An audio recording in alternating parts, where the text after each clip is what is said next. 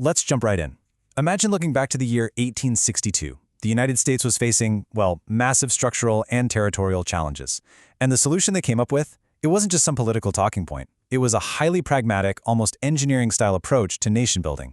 They called it the Homestead Act. It basically offered land to anyone willing to put in the sweat to work it, transforming these untamed frontiers into thriving communities. In this explainer, we're going to unpack a really fascinating proposal from our source material that asks a pretty compelling question. How can we take that exact same historical precedent and use it to tackle our modern immigration and economic crises? Okay, let's dive into this. The source material outlines this foundational concept, and they call it the Revival Protocol. Right at the heart of this protocol is a brand new proposed immigration category known as the state-led pioneer visa. Now, the author argues that this idea basically marries the pragmatism of the founding fathers with a 21st century engineering mindset. It's a proposal built entirely around creation and mutual contribution rather than just, basic consumption. To break down how this proposed protocol works, we'll quickly cover 5 areas: the legacy of the Homestead Act, the essence of the Pioneer Visa, the benefits for immigrants, the impact on depressed states, and the national benefits for the U.S. Part 1. Legacy, the Homestead Act. Anchoring the future in the past. Our source material draws a really sharp contrast here regarding how we handle these issues today.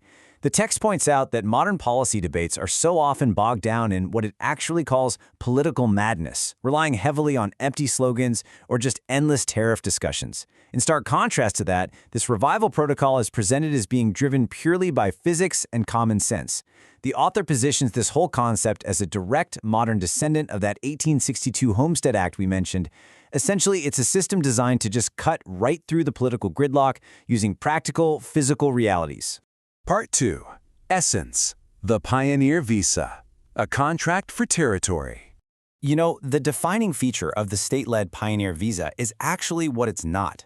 It is not an immigration status just handed over to a massive corporate giant so they can import cheap labor. Not at all. Instead, it's tied directly to a specific territory, specifically a depressed region or a state that desperately needs development. The source defines this as a mutual contract between the government and a free individual built entirely on the right to achieve the American dream through sheer, unadulterated hard work. So the crucial point is how this contract is actually enforced, right? The source lays out 4 very strict rules. Step 1 is a geographic tie.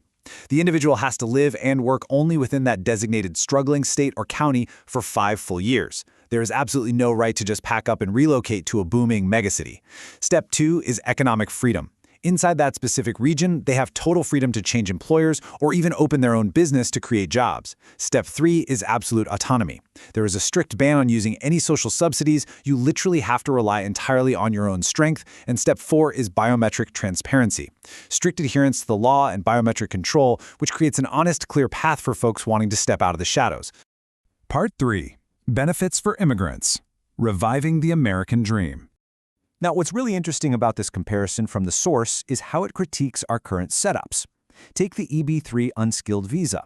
The text describes a situation where an immigrant is basically tied to a single boss, often making low wages, around $10 an hour, which the source literally goes as far as calling semi-slavery. On the flip side, the Pioneer Visa completely shatters that dynamic. Because the worker is tied to the state and not to a specific employer, it sparks healthy competition. Employers inside that state actually have to compete to hire the worker, which naturally leads to better working conditions, higher wages, and of course, the ultimate freedom to just go and start a business yourself. And the source is very explicit about who this is actually for. It emphasizes that this system doesn't just open doors for techno-elites, highly specialized engineers, or millionaires. It's specifically designed for what the text calls the salt of the earth. Ordinary, hard-working individuals who genuinely love the United States for its spirit of freedom and who are ready to prove their dedication through physical, tangible work. It gives them a truly honest, dignified path to legality. Part 4. Reviving depressed states, breathing life into the Rust Belt. The proposal argues for a massive shift in how we handle depressed regions, like the Rust Belt. Instead of the federal government just pouring empty financial subsidies into these struggling areas, the Pioneer Visa directs actual, live human energy. Think about it. These new residents buy up abandoned housing, they physically restore local infrastructure, and they quite literally breathe life back into dying, empty cities. It's a physical revitalization rather than just slapping a financial band-aid on the problem. And this quote brilliantly illustrates the demographic heart of the whole proposal.